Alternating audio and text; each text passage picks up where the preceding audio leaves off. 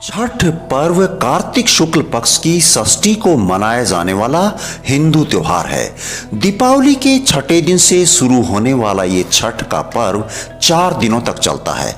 वैसे तो सूर्योपासना का ये पर्व भारत के ज्यादातर हिस्सों में मनाया जाता है, लेकिन मुख्य रूप से बिहार, झारखंड, पश्चिमी बंगाल, पूर्वी उत्तर प्रदेश और नेपाल के तराई क्षेत्रों में मनाया जाता है। बिहार में तो हिंदुओं द्वारा मनाए जाने वाले इस त्योहार को अन्य धर्मावलंबी भी मनाते देखे जाते हैं। ये पर्व बिहार की वैदिक आर्य संस्कृति की एक छोटी सी झलक दिखाता है। अब तो ये पर्व प्रवासी भारतीयों के साथ साथ विश्व भर में प्रचलित हो गया है। छठ पूजा सूर्य, प्रकृति, जल, वायु और उनकी बहन छठी मैया को समर्पित है।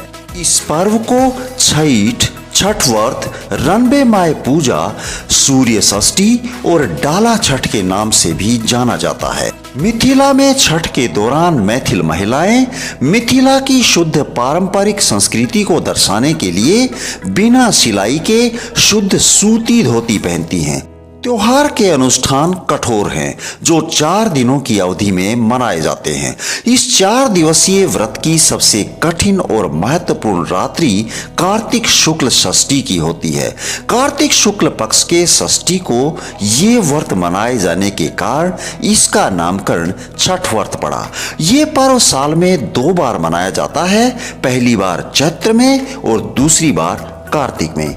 छठ पर्व मूलतः सूर्य की आराधना का पर्व है, जिसे हिंदू धर्म में विशेष स्थान प्राप्त होता है। सूर्य की शक्तियों का मुख्य स्रोत उनकी पत्नी उषा और प्रत्युषा है। छठ में सूर्य के साथ साथ दोनों शक्तियों की संयुक्त आराधना होती है। प्रातः काल में सूर्य की पहली किरण उषा और सायंकाल में सूर्य की अंतिम किरण प्रत्युषा को अर्घ्य देकर दोनों को नमन किया जाता है। भैया दूज के तीसरे दिन से आरंभ होने वाले इस पर्व में पहले दिन सेंधा नमक, घी से बना हुआ अरवा चावल और कद्दू की सब्जी प्रसाद के रूप में ली जाती है।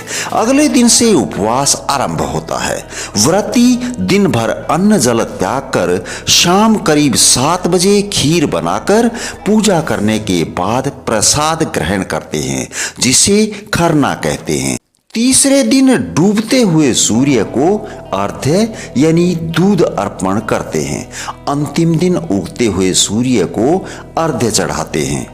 छठ व्रत के संबंध में अनेक कथाएं प्रचलित हैं। एक कथा के अनुसार प्रथम देवासुर संग्राम में जब असुरों के हाथों देवता हार गए थे, तो देव माता अदिति ने तेजस्वी पुत्र की प्राप्ति के लिए देवारण्य के देव सूर्य मंदिर में अपनी पुत्री छठी मैया की आराधना की थी।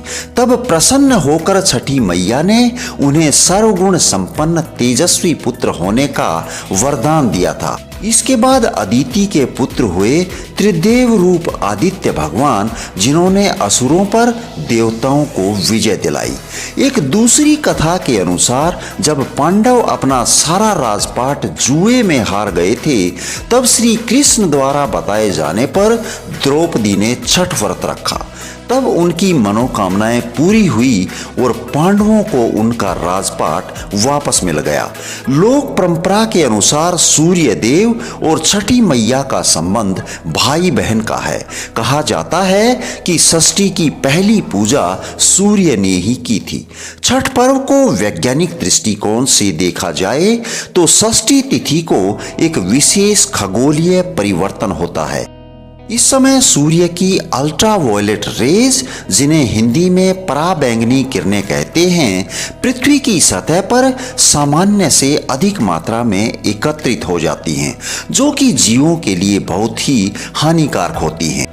सूर्योदय और सूर्यास्त के वक्त ये और भी सघन हो जाती हैं। पर्व पालन से सूर्य प्रकाश के प्रभाव से जीवों की रक्षा संभव है। सामान्य अवस्था में पृथ्वी की सतह पर पहुंचने वाली अल्ट्रावायलेट रेज की मात्रा मनुष्य या जीवों के सहन करने की सीमा में होती है। अतः सामान्य अवस्था में मनुष्यों पर कोई विशेष हानिकारक प्रभाव नहीं पड़ता, बल्कि उस धूप द्वारा हानिकारक कीटाणु मर जाते हैं। छठ पूजा का सबसे महत्वपूर्ण पक्ष इसकी पवित्रता और लोक पक्ष है। भक्ति और अध्यात्म से परिपूर्ण इस पर्व में बांस निर्मित सूप, टोकरी, मिट्टी के बर्तन, गन्ने का रस, चावल और गेहूं से निर्मित प्रसाद और धुर लोक गीतों से युक्त ये छठ पर्व लोक जीवन की भरपूर मिठास का प्रसार करता है। आप सभी को इस पवित्र छठ पर्व की शुभकामनाएं। ऐसी ही ज्ञानवर्धक और प्रेरणादायक वीडियोस पाने के लिए सब्सक्राइब करें आपके अपने चैनल वीकेंड को। धन्यवाद। जय हिंद, जय भारत।